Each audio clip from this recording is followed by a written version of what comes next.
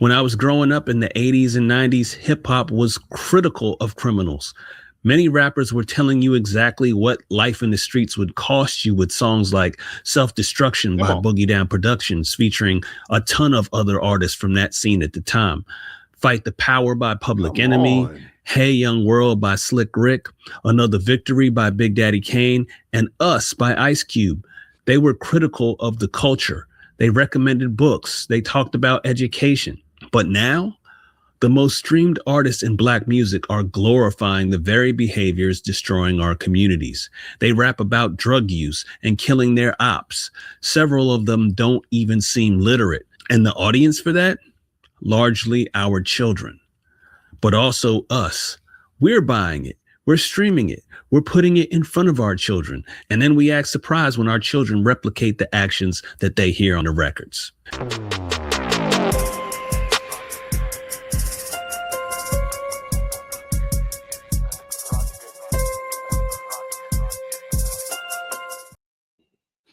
You know, we haven't talked about Black fatigue in a while. I don't know if we got fatigued about talking about Black fatigue. I don't know what happened. Let me get this off my head. That looks a little better. I don't know what happened. We haven't talked about Black fatigue in a while, even though most of us have some form of it. We're tired of fatigue. We're fatigued, rather, with people behaving a certain way. And I was talking to my wife about it the other day, and I think what it is Black fatigue is really like, I'm embarrassed looking at how these people are behaving. And let's just say there's other flavors of fatigue. It's not just Black fatigue. That one is the one that jumped out at everything, but there's other types of fatigues as well. And I think what happens is people look at it and say, I don't want to be associated with that. I don't want to be pulled into that and wrangled in, and people think that I co-sign that type of behavior. That's not me. That's what it is. So let's bring this in.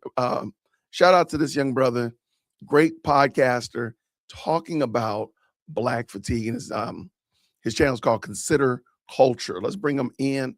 Let's talk about it, shall we? Let's go. I want you to think about a specific person in your life, someone you know well, and every single time you deal with them, it ends the same way. They're late, or they ask you for money and never pay it back, or they make a scene in public. After the third, fourth, fifth, maybe sixth time, you stop being surprised. You stop calling it a coincidence. They've shown you who they are. Now, what happens when that same dynamic plays out, not with a person, but with an entire portion of Black culture? Before we get into this, I want to be clear about what we're actually talking about. Two phrases are going to be at the center of this conversation. The first one is Black fatigue. Yeah. This term was coined by a Black woman named Mary Frances Winters in her 2020 book titled Black Fatigue. Now, her original definition described an exhaustion that Black people feel from navigating systemic racism and racial trauma. Typical. That was the original intent. But now we flipped it, and we use the term to describe something different. It describes the fatigue that some people, including many Black people, feel about specific repeated behaviors within the culture. And that's where this conversation gets uncomfortable for some people. The second term I want to define is pattern recognition. Now, this is not a political term. It's not a right-wing or white supremacist talking point. This is a basic cognitive function, one that psychologists have been studying since the 1950s. I do want to just take a quick second and give him a shout out, because I like the fact that he lays out his definitions early in the discussion. And I've seen him do this in other videos. Maybe we'll check him out again. But I like the fact that he gives you like, okay, this is what I'm talking about. I'm not talking about the definition in the book. I'm talking about how they flipped it. I'm not talking about this. I'm talking about that. I like how he does that. That's super smart. Let's go. Pattern recognition is simply the brain's ability to identify recurring sequences in data or behavior. It happens automatically.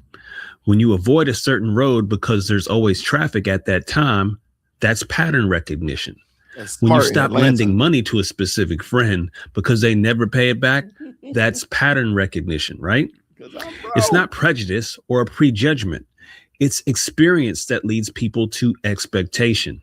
So the question I want to put on the table is this.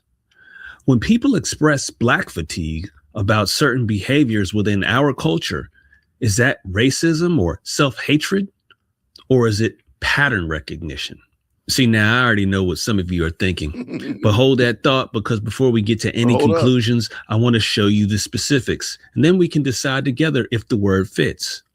First, we're going to address public behavior. Now, we've all seen the videos, and I mean, we've all seen them. That includes white folks, Asians, everybody's seen them. We've seen the craziness in parking lots at gas stations, fast food restaurant crash outs, shopping malls adding curfews and bans on teenage shoppers without parents, school bus brawls, cursing at teachers, so on and so forth. There's a reason that a certain category of these videos circulates with consistent frequency involving Black participants. Now, you can argue that this is selective filming. Okay, but when you've seen it play out dozens, then hundreds of times, at some point that stops being a coincidence. It starts being an actual data point. So now my second. That's something we got to talk about, y'all. I agree with. Hey, shout out to Consider Culture. People, we have to stop making excuses. Oh, they're just filming it. Oh, it's just the same thing being shared. No, there's bad behavior. Just admit it. Just admit it. And then go do something about it. Okay, let's go. Piece of evidence, that's the glorification of criminality in our culture. Wow. The music has changed. When I was growing up in the 80s and 90s, hip hop was critical of criminals. Many rappers were telling you exactly what life in the streets would cost you with songs like Self-Destruction by Boogie Down Productions, featuring a ton of other artists from that scene at the time. Fight the Power by Public Enemy, Hey Young World by Slick Rick, Another Victory by Big Daddy Kane, and Us by Ice Cube. They were critical of the culture. They recommended books. They talked about education. But now, the most streamed artists in Black music are glorifying the very behaviors destroying our communities. They rap about drug use and killing their ops. Several of them don't even seem literate. And the audience for that? Largely our children, but also us. We're buying it. We're streaming it. We're putting it in front of our children. And then we act surprised when our children replicate the actions that they hear on the records. And that brings us to pattern. I do want to say this. Now, this one right here, I know he probably got a lot of smoke. I might need to check his comments. I'm pretty sure he got a lot of smoke about the music and who actually buys the music. And I'm pretty sure, without knowing, we'll jump down to the bottom.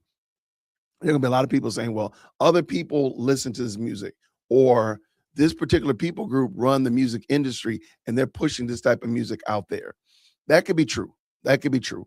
However, that does not change the fact that we're almost in a flattened society where there's not a lot of gatekeepers in every industry. And if you see like somebody putting out their own music, what are they putting out? If you're making the attempt to buck against the system, you can do that now. You can get your music out. So you're not like hamstrung to only going through one particular industry or one particular avenue, rather. So I do think I'm pretty sure he got a lot of pushback about that. And we'll look in the comments in a second. Number 3, the third pattern, the blatant resistance to accountability. And this is the one I think matters the most. When these patterns get pointed out by Black voices, by data, by documented statistics, the response from a significant portion of our community is not, let's fix this. It's, you're a coon. Yep. Or you're carrying water for white people. The reflex to shut down the conversation rather than engage with the evidence. I've talked about this before. That reflex is its own pattern, right? Now, here's where it gets interesting. These 3 patterns are not opinions. They're observable, documentable, repeatable events. And when something is observable, documentable, and repeatable, that's what we call a pattern.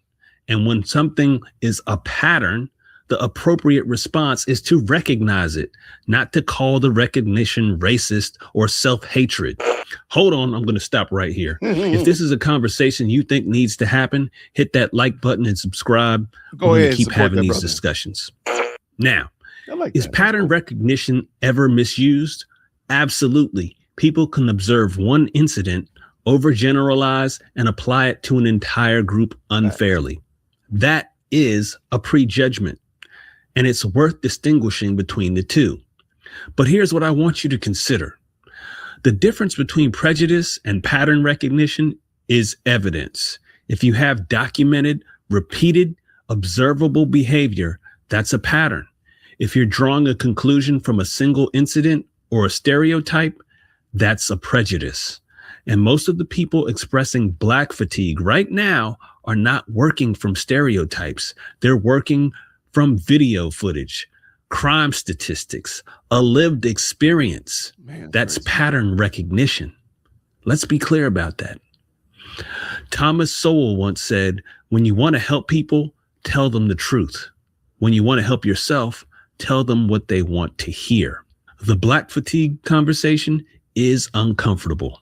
I understand that. But the discomfort isn't the enemy. The patterns are the enemy. And if our response to pattern recognition is to attack the people doing the recognizing, whether they're Black or white, then we're not solving anything. We're just making sure nobody talks about it. The silence isn't protection. The silence is permission. And the bad actors have had way too much permission granted by you silent types. So the next time someone says they have Black fatigue, instead of rushing to attack them, ask what specific patterns they're referring to. Because if the patterns are real, that's a conversation we need to have. And if they're not real, then show the receipts. That's how you actually win the argument. If you're not willing to look at the patterns, if you'd rather attack the messenger than examine the evidence, then perhaps you should consider culture. I'm Chi Brown, and I'm out. Man, that was good stuff. Man, shout out to Consider Culture. That was a dope interview. I like that. That was dope. I appreciate him. Okay, I am pleasantly surprised because what are you pleasantly surprised about, Jason? Great question. Thank you for asking. All right, I jumped to the comment section, and there's a lot of very positive comments. I did not see one, and I'm not going to dig into each one of them. I don't see anybody talking about music. I was pleasantly surprised about that.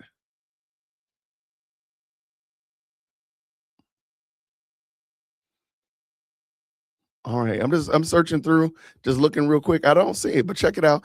I'll make sure that I leave this brother's video link down in the description. I'd love for you to go check him out. Give him a like, a share, subscribe, of course, all that kind of good stuff. It means a lot, and I think he deserves it. So thank you so much for tapping in. Let me know what you think. Do you understand and appreciate that Black fatigue is really just pattern recognition, or do you think really it is some form of racism? Let me know. Comment down below. I appreciate you. Grace and peace. Thank you so much for tuning in to another episode of the JWhit Podcast. If you enjoyed today's show, please do me a favor and hit me up with that 3-piece special. Like the video, subscribe, and of course, share it with somebody who would also enjoy this type of content.